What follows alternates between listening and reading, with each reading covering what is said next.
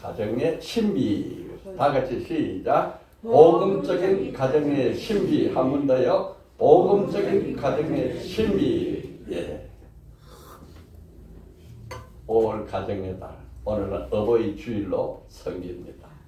가정마다 하나님의 은총이 충만하시기를 축복합니다. 아멘. 하나님이 창조하실 때에 제일 먼저 가정을 세우셨습니다. 아멘. 예수님은 십자가에서 피 흘려 돌아가시고 우리 죄를 다 씻으시고 아멘. 이제 그 피로 이 세상을 재창조하실 때에 오순절 성령 강림으로 교회를 세우셨습니다. 성부 하나님은 가정을 세우시고 성자 하나님은 교회를 세우셨습니다. 그래서 가정이 교회고 교회가 가정이고 모두가 다 사랑의 공동체입니다. 그런데 오늘 본문에 보니까 이 사랑의 공동체는 너무너무 신비하다. 비밀이다. 크도다. 여러분, 우리는 가정에 대한 바른 지식이나 이해가 없이 가정을 세워서 만들고 가정생활합니다. 또 우리는 교회에 대한 바른 지식이나 이해 없이 교회 생활하며 성도가 됩니다. 오늘은 복음적인 가정, 복음적인 교회가 얼마나 신비한지 알기를 원합니다. 하나님이 원하시는 가정의 모습은 어떤 것일까? 우리가 한번 상상해 봐요. 하나님은 어떤 가정을 원하시냐? 첫째, 가정은 복받는 신비의 그릇이다. 시작. 가정은 복받는 신비의 그릇이다. 시작. 가정은 복받는 신비의 그릇이다. 오늘 바울 사도가 에베소서 5장 31, 32절에 부부 이야기를 쭉 하면서 그러므로 사람이 부모를 떠나 그 아내와 연합하여 그 둘이 한 육체가 될지니 이 비밀이 크도다. 이 비밀이 크도다. 나는 그리스도와 교회에 대하여 말하노라. 바울이 가정의 부부관계를 교회로 끌고 와서 교회에서 그리스도와 성도의 관계로 설명을 하고 있는 것입니다. 이거는 신비로운 연합입니다. 신비로운 비밀이에요. 비밀, 시크레트, 숨겨진 게 아니고 너무나 신기해서 미스터리, 우리 지혜로는 이해할 수 없는 신비다. 아멘. 여러분, 우리가 삼위일체 하나님을 알기가 참 어렵습니다. 삼위일체 하나님을 제대로 안 것은 예수님이 십자가에 돌아가시고 450년이 지나서야 삼위일체 하나님이다 하는 것을 알았어요. 그 400년 동안 성경을 보고 읽고 해도 그 하나님을 몰랐어요. 너무 신비한 거지. 삼위일체 하나님은 성부 하나님, 성자 하나님, 성령 하나님이 너무 조화를 이루고 너무너무 사랑하고 그분이 이분이고 이분이 그분이고 완전한 하나를 이루는 그 신비, 이것을 설명할 수가 없어요. 인간의 말로는 설명이 안 되는 거죠. 이 미스터리, 이 신비는 그전에는 하나님의 뜻이 감추어져 있었는데 이제는 예수 그리스도 안에서 다 드러나서 계시로 밝혀주는 신비입니다. 오늘 본문에서 사람이 부모를 떠나 그 아내와 합하여 둘이 한 육체가 될지나 했어요. 이것을 갖다가 가정의 3대 원리라고 합니다. 제가 어릴 때 어머니 손가락에 보면은 쌍가락지, 금가락지를 꼈더라고요. 아마 연세 드신 분은 다 결혼 때 쌍가락지를 받으셨을 거예요. 쌍가락지를 모양도 똑같고 손가락에 2개를 같이 끼워가지고 나는 결혼한 사람이다. 이렇게 해서 서로 사랑하고 하나 되라는 거죠. 그걸 생각하면은 우리 가정이 어떻게 되어야 되느냐. 남편의 가락지, 아내의 가락지 2개가 완전히 하나로 딱 뭉쳐져서 하나같이 보이게 하는 것이 가정의 모형입니다. 그래서 사람이 부모를 떠나 그랬어요. 이걸 독립의 원리라고 합니다. 그 아내와 합하여 그랬어요. 그래서 이것을 연합의 원리다. 둘이 한 육체가 될지라 했어요. 일체의 원리. 이거 너무 신비하잖아요. 서로 모르던 사람이었는데 만나서 남편과 아내가 되고 한 몸이 되고 영혼과 육체가 하나로 연합하고 독립체 된 하나의 가정을 이루는 것. 이 신비를 우리가 느끼면 세월이 흘러도 지루하지 않아요. 너무너무 오묘한 신비. 그런데 오늘 가정은 신비를 못 느껴요. 그저 경제 문제로 물질로 다투고 싸우다가 헤어지기도 하고 나누어지기도 하는 겁니다. 신비를 못 느꼈어요. 오늘 하나님이 가정을 세울 때 어떻게 세웠는가? 창세기 1장 27절 28절에 하나님이 자기 형상 곧 하나님의 형상대로 사람을 창조하시되 남자가 여자를 창조하시고 하나님이 그들에게 복을 주시며 하나님이 그들에게 이르시되 생육하고 번성하고 땅에 충만하라. 땅을 정복하라. 바다의 물고기와 하늘의 새와 땅에 움직이는 모든 생물을 다스리라. 흙이 아담하라 그래요. 그 흙으로 사람을 지어서 아담이라 그럽니다. 사람.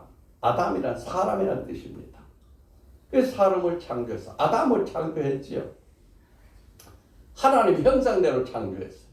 그 하나님의 형상이 남자와 여자로 창조됐다. 신비하잖아요. 삼일체 하나님은 우리가 이해할 수 없듯이 하나님이 사람을 창조하셨는데 하나님의 형상대로 창조했는데 남자와 여자를 창조하셨다. 우리 하나님이 어떤 하나님이냐? 가정에 대해서 우리가 두 가지 관점을 가져야 돼요. 하나님은 부성과 모성을 가지신 아버지시다. 하나님이시다. 가정은 하나님의 형상대로 만들어졌다. 이 첫 번째 성경이 복음적 가정에 주는 신비입니다. 가정은 어떻게 만들어졌어요? 하나님의 형상대로 만들어졌다. 오늘 많은 사람들이 하나님의 형상대로 사람을 지었다 하니까 나는 하나님의 형상대로 지었어. 너도 하나님의 형상대로서 얼마나 서로 귀하냐. 그 맞는 말이에요. 그런데 너와 나가 가정이 이루어서 하나님의 형상을 만든다 이 말이에요. 얼마나 신비합니까? 그런데 하나님이 그 가정에 복을 주신다. 그래서 가정은 복받는 신비의 그릇이다.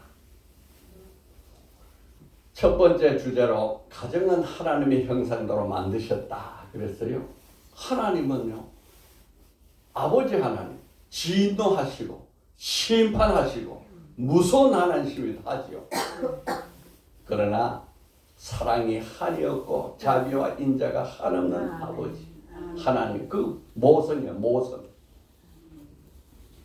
하나님 자신이 자신의 모성을 표현할 때에 이사야서 49장 15절에 여인이 어찌 그 젖먹는 자식을 잊겠으며 자기 태에서 난 아들을 긍휼히 여기지 않겠느냐. 그는 그들은 혹시 잊을지라도 나는 너를 잊지 아니할 것이라. 얼마나 엄청난 그 사랑이에요. 사람은 자기 자식을 그전에는 버리지 않는데 요새는 잘 버리더라고요. 또 힘들다고 혹시 버릴지라도 나는 너를 버리지 않는다. 이 하나님의 어머니 마음. 이사야서 66장 13절에 어머니가 자식을 위로한 같이 내가 너희를 위로할 것인지 내가 예루살렘에서 위로를 받으리라. 아멘. 우리 이 세상 살고 힘들잖아요. 그런데 저 새하늘 새 땅 새 예루살렘에 가면은 하나님께서 이 세상에 수고했다. 힘들었냐? 믿음 잘 지켰다. 주여. 아멘. 위로해 주실 것입니다. 아멘. 에베소서 4장 24절에 하나님의 형상 곧 의와 진리의 거룩함으로 지으실 받은 새 사람을 입으라. 아멘. 주여. 우리가 어떻게 새 사람이 있나요? 우리 믿는 모든 사람들은 예수 믿고 새 사람의 형상을 입어야겠다 이렇게 생각하지요. 그런데 하나님은 그 새 사람의 형상, 하나님의 형상 회복을 가정에서 이루라는 뜻이에요. 하나님의 형상을 가정에서 먼저 이루어야 그 다음에야 내 형상이 의와 진리의 거룩함으로 새 사람을 입는. 아멘. 가정에서 하나님의 형상을 못 이루는데 사회 나가서 이룬다? 있을 수 없어요. 여러분 우리 가정을 새롭게 생각해봐요. 너무 신비한 거야. 복받는 신비의 그릇이다. 어떻게 가정에서 우리가 하나님의 형상을 회복할 수 있을까? 그것이 바로 에베소서 5장 22절 25절 말씀. 아내들이요 자기의 남편께 복종하기를 죽게 하더라. 남편들 자기 아내 사랑하기를 그리스도께서 교회를 사랑하시고 그 교회를 위하여 자신을 주신같이 하라. 이게 하나님의 형상 회복하는 방법이. 아내는 예수 그리스도와 같은 마음으로 복종하는 거예요. 그 사라가 자기 남편 아브라함을 보고 나의 주여 하잖아요. 그게 바로 하나님의 형상을 회복한 아내의 모습. 남편은 어떻게 하나님의 형상을 회복하나? 그리스도가 교회를 사랑한 것 같이 하나님의 형상을 회복해라. 어떻게? 26절 이는 곧 물로 씻어 말씀으로 깨끗하게 하사 거룩하게 하시고 자기 앞에 영광스러운 교회로 세우사 티나 주름 잡힌 것이나 이런 것들이 없이 거룩하고 흠이 없게 하려 함이라. 아멘. 부족하고 못났지만 그 아내를 사랑해서 점 있고 흠이 있으면 씻어주고 깨끗하게 만들어서 아름다운 하나님 영광스러운 교회를 세워라.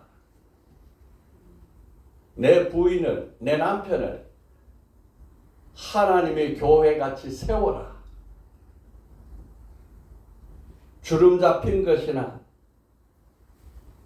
이런 것이 없도록 거룩하게 흠이 없게 내 아내를 세워라. 이렇게 해서 우리는 하나님의 형상을 회복하는 거예요. 물로 씻어 말씀으로 깨끗하게 하는 사랑. 이 사랑을 아가페 사랑이에요. 아가페 사랑. 사랑은 크게 네 가지로 이야기해요. 더 많지만은 대표적인 남녀간의 청춘 남녀가 사랑하는 에로스, 가족의 아버지와 자식, 어머니와 자녀가 서로 사랑하는 스토르기, 친구의 우정을 깊이 가지는 필리아, 이보다도 더 높고 깊은 사랑이 아가페. 아가페 사랑은 네 가지 특징을 가지고 있습니다. 첫째는 자신의 피를 흘려 희생적으로 하는 사랑이다. 예수 그리스도가 우리를 사랑하실 때 그 피가 생명이요. 자기 생명을 들여서 희생해서 사랑하는 게 아가페지. 두 번째 아가페 사랑은 상대방의 조건을 따지지 않는 거예요.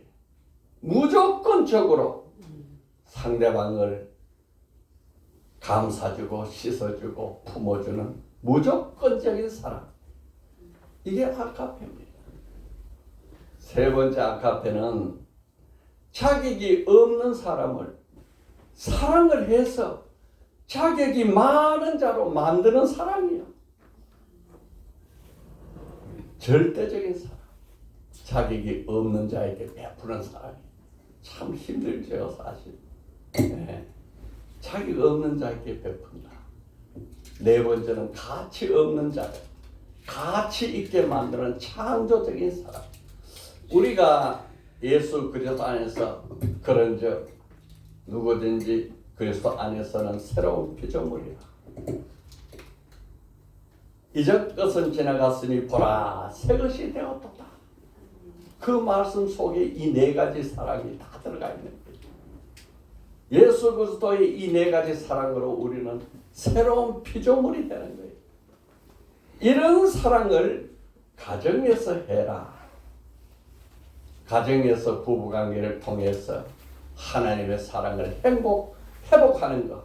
이것이 바로 창조 원리에 합당한 것이고 가정을 복받는 신비의 그릇으로 만드는 거지요.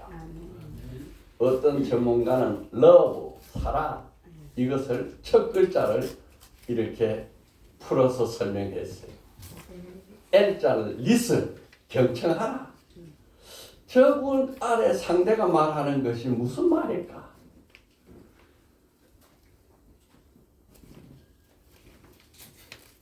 그 말을 이해하기 위해서 말 속에, 말 뒤에 있는 그 뜻을 알기 위해서 애를 써라. 그 경청이. 그 숨어있는 뜻, 말 속에 숨어있는 뜻을 찾아서 듣는 게 경청이에요. 아멘.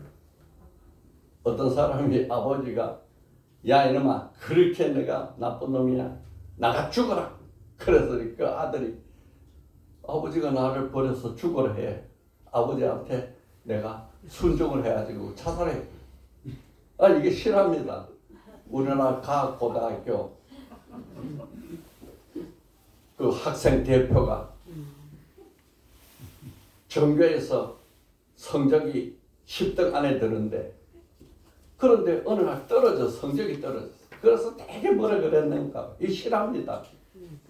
그랬는데 야 이놈아 이렇게 성적이 떨어지냐 해서 실망을 해서 그때 책말을 듣고 자살을 해버렸어. 그 말 속에 있는 뜻을 못 알아들었어요. 그 경책이 아니에요.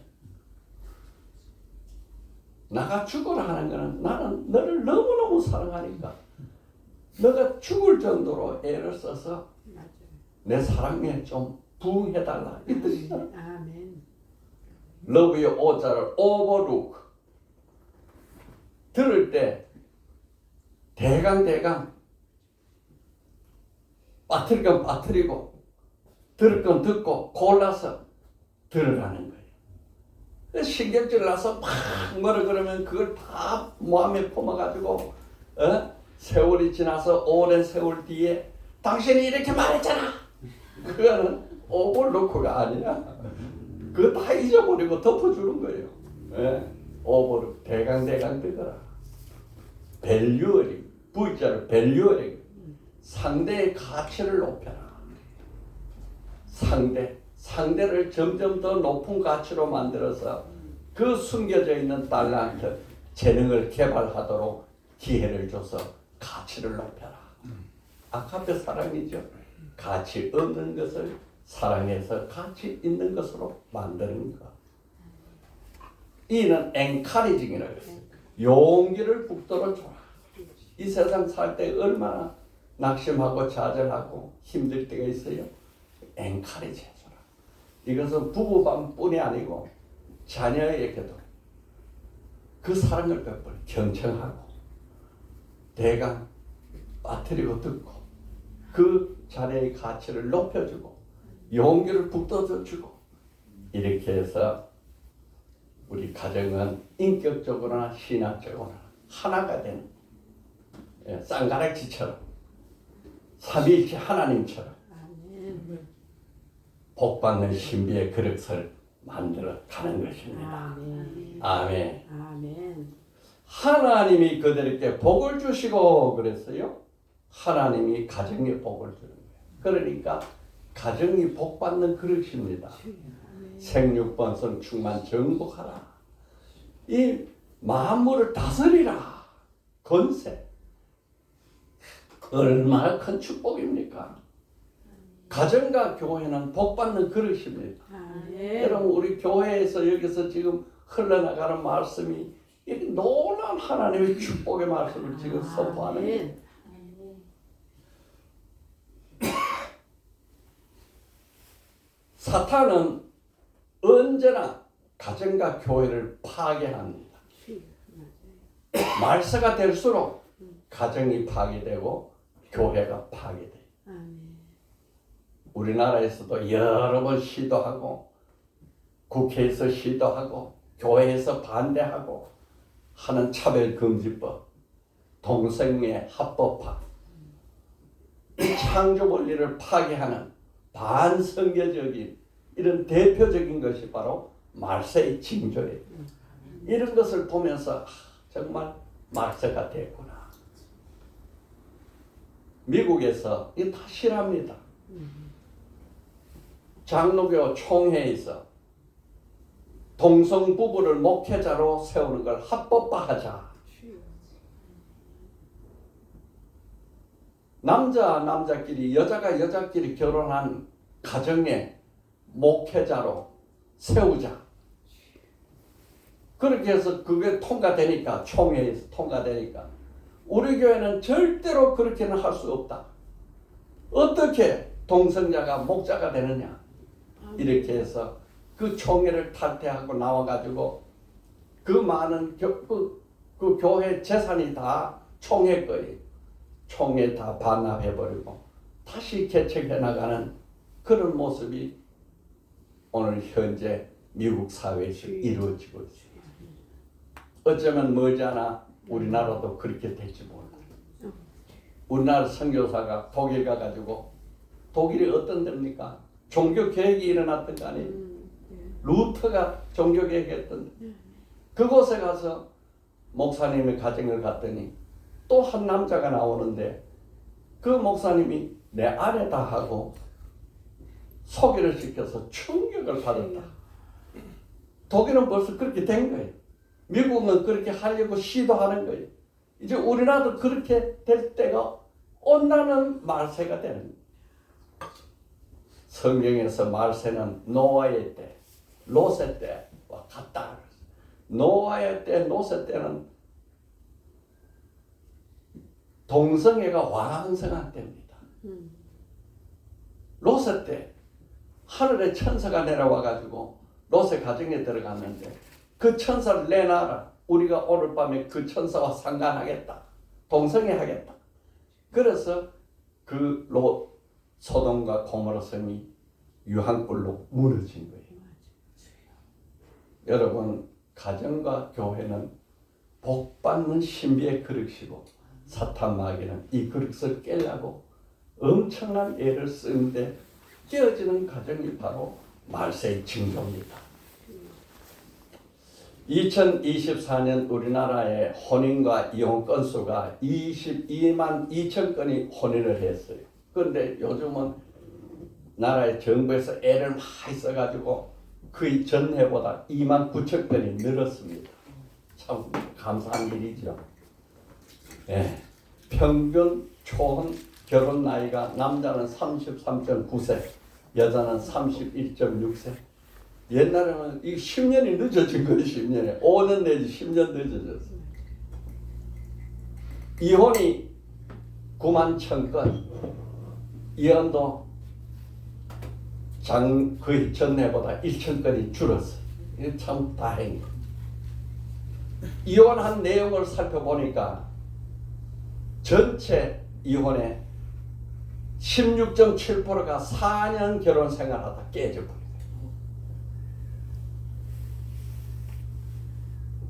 18%가 5년에서 9년 결혼 생활하다 10년 내에 깨졌어요. 30년 이상 평생을 같이 사는 가정이 16%가 황혼 이혼을 해서 깨졌어. 이게 우리나라 현재 현상입니다. 자녀 출산율이 1970년에는 자녀가 1년에 100만 명, 100만 6,645명이 태어났어요.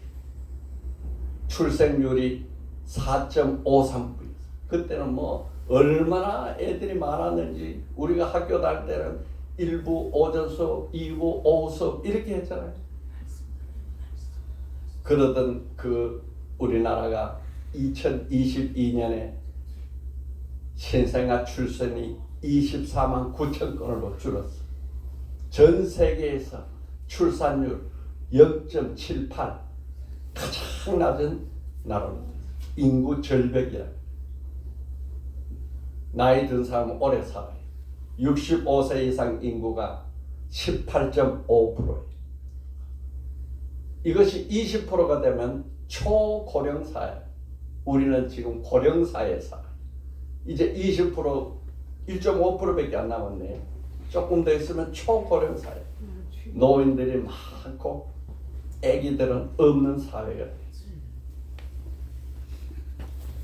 22년에 24만 9천 명의 신생아가 출생했는데 3만 560명이 중절을 해서 중간에 낙태가 되어버렸어요.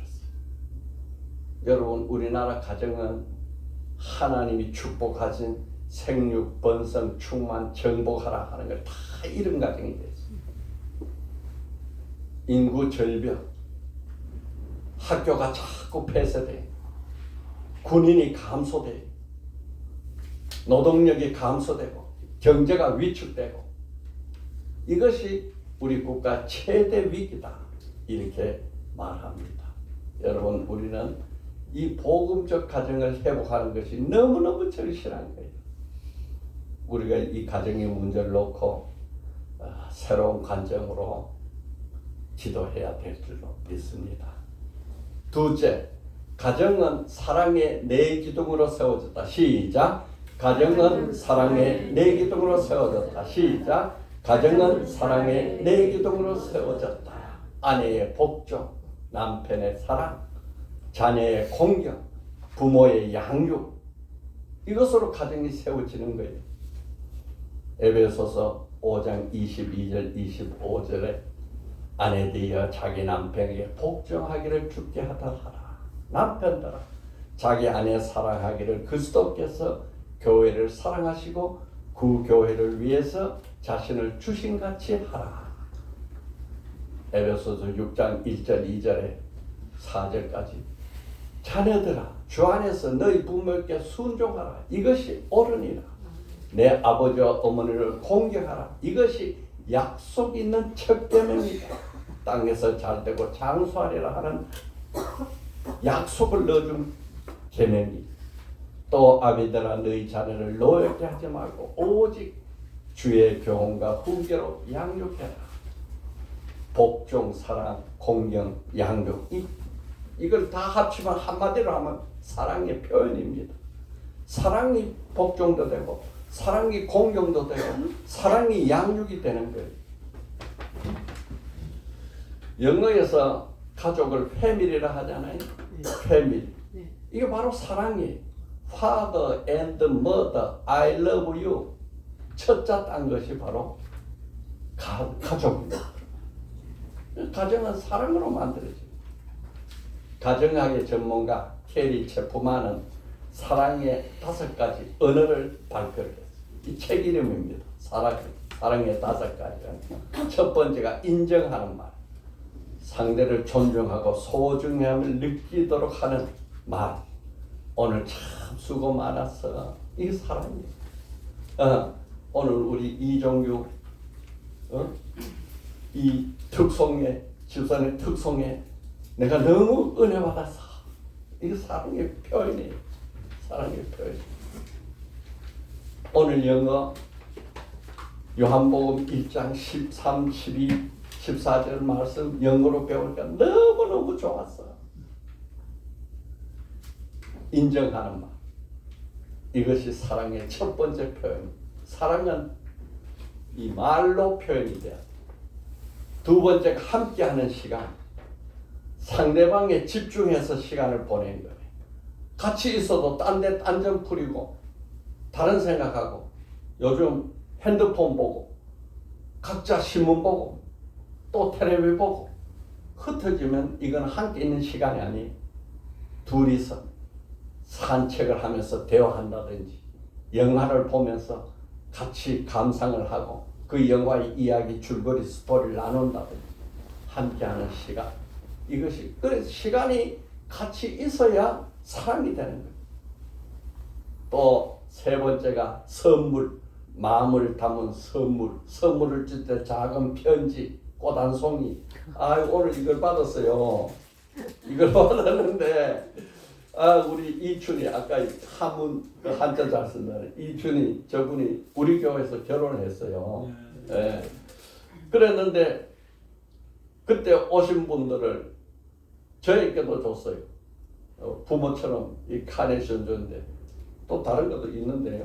뭐 먹는 것도 줬어요. 그때 하객들에게도 다 줬어요. 선물. 이게 바로 사랑이라는 거예요. 그분의 사랑을 나에게 주는구나. 네 번째가 봉사. 상대방의 일을 돌봐주는 것. 오늘날 가정에서 남편과 아내가 설거지 해주고 방청소 해주고 하는 이 봉사 이게 다 사랑이에요. 이것은 참 잘 되고 있는 것 같아요. 다섯 번째가 신체적 접촉. 머리를 쓰다듬어 사랑한다든지 또 안아준다든지 스킨십 하는 게 다 신체적 접촉이 이게 사랑의 표현이다.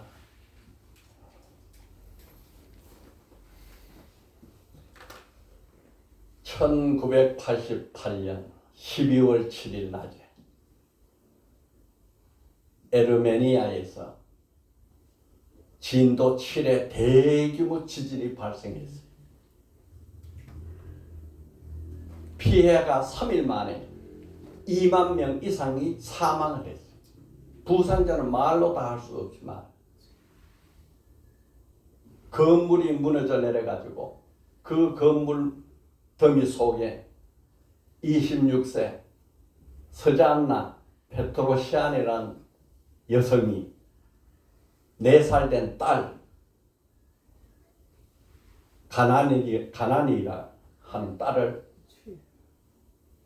그 갇힌 건물 더미 속에 갇혀서 이제 이 어둡고 침침한 무거운 벽돌 속에 갇히면서 이제 죽음의 공포밖에 더 이상 바랄 게 없어요. 더 이상 희망이 없는 이런 어려움에 처했을 때 이 아이가 배고프고 목마를 때마다 우는 거야. 울어. 팍 부러지죠. 어머니가 할 수 있는 게 아무것도 없지. 물을 줄 수 있어요. 젖을 줄 수 있어. 또 갇힌 곳에서. 그래서 어머니 스잔나가 생각해낸 것을 그 건물에서 깨어진 유리 조각이 있길래 그 유리 조각을 손가락을 찔러가지고 딸에게 자기 피를 먹였어요. 울 때마다 손가락에 피를 아기에게 먹였어요. 왜 아기가 목마름도 했을 때고 배부름, 영양도 보충하고 이렇게 했는데 그 모녀가 14일 만에 극적으로 구출이 됐어요. 그 스잔나 10손가락이 전부 다 피변복으로 이렇게 이게 바로 사랑이에요. 사랑. 어머니 사랑. 이 사랑 바로 하나님이 우리에게 주신 사랑이에요. 예수 그리스도의 사랑이 이 사랑. 그때 그 무너진 성당 그 성당을 이제 다시 복구하는 작업의 사진입니다. 그러면 남편과 아내 중에 가족이 없는 가정은 어떻게 해야 하나? 나는 그렇게 사랑하려도 상대가 갔어? 없어? 그래도 방법이 있어요. 바울은 고린도전서 7장 8절에 내가 결혼하지 아니한 자들과 가부들에게 이르노니 나와 같이 그냥 지내는 것이 좋으니라. 바울이 평생 동안 혼자 살면서 나와 같이 결혼하지 아니한 자, 또 가부된 자들도 나와 같이 그냥 지내기 좋다. 왜? 예수님이 나의 남편이고 아멘. 예수님이 나의 아내가 돼. 아멘. 하나님은 부성과 모성을 가졌다 했지요. 하나님이 남편도 되고 아내도 된다 했지요. 그 가정을 만드는 거예요. 이 가정이야말로 신령한 가정이야. 그야말로 복된 가정이야. 그래서 이게 더 좋다는 거예요. 여러분, 우리는 어떤 형편에 처해 있을지라도 예수 안에서 그 아름다운 가정을 만들어가는 귀한 축복이 있기를 축원합니다. 아멘. 할렐루야. 아멘. 자, 오늘 말씀 제목이 뭐죠? 복음적 가정의 신비. 참 신비해요. 이거 생각해 보세요. 얼마나 신비한지. 첫째, 시작. 가정은 복받는 신비의 그릇이다. 가정은요, 하나님의 형상대로 만들어진 거예요. 내가 하나님 형상대로 만들어진 건 말할 것도 없고, 너와 나가 만난 그 가정이 하나님의 형상대로 만들어지는 거예요. 둘째, 가정은 사랑의 내기둥으로 세워. 시작. 가정은 사랑의 내기둥으로 세워졌다. 복종과 사랑, 공경과 양육의 네 가정. 여러분, 한 줄 기도 같이 올립니다. 주여, 우리 가정이 사랑의 내기둥으로 복받는 신비의 그릇이 되게 하소서. 아멘.